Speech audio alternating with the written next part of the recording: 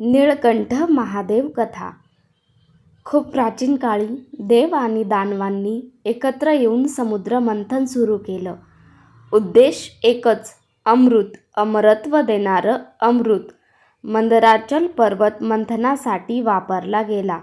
वासुकी नाग दोर बनला आणि समुद्र ढवळून निघाला. मंथनातून एकामागून एक अनेक अद्भुत वस्तू बाहेर येऊ लागल्या.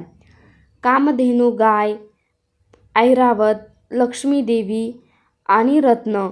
पण अमृत येण्याआधी एक भयानक सत्य समोर आलं. समुद्रातून बाहेर आलं हलाहल विष. हे विष इतकं प्रखर होतं की त्याचा वास जरी पसरला असता तरी पृथ्वी जळून खाक झाली असती. आकाश काळवंडलं, सृष्टी थरथर कापू लागली.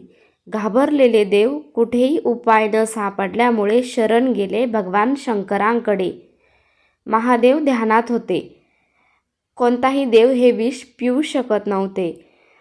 महादेव ध्यानात होते, पण सृष्टीचा आर्त आवाज त्यांच्या अंतःकरणापर्यंत पोहोचला. महादेवांनी विचारही केला नाही. ना देव दानवांचा भेद केला, ना स्वतःच्या वेदनेचा.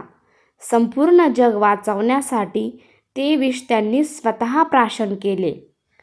पण विष शरीरात जाऊ नये म्हणून ते त्यांनी कंठात रोखून ठेवले. विषाचा प्रभाव वाढू लागला.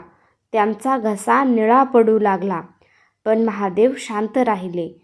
पार्वती मातेने आपल्या हातांनी महादेवांचा कंठ धरून ठेवला, जेणेकरून विष खाली उतरू नये.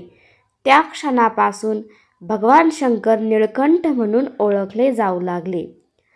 या कथेचा खरा अर्थ, महादेवांनी विष पिलं म्हणजे त्यांनी इतरांचं दुःख स्वतःवर घेतलं.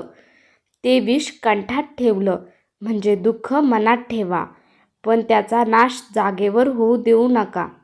निळकंठ महादेव त्याग, संयम आणि करुणेचं जिवंत प्रतीक आहेत. या कथेतून शेवटचा संदेश असा भेटतो की जो स्वतः सहन करतो आणि इतरांना वाचवतो तोच खरा महादेवाचा भक्त. जीवनात संकट आलं तर पळून जाऊ नका. महादेवासारखं त्याला धैर्याने सामोरं जा.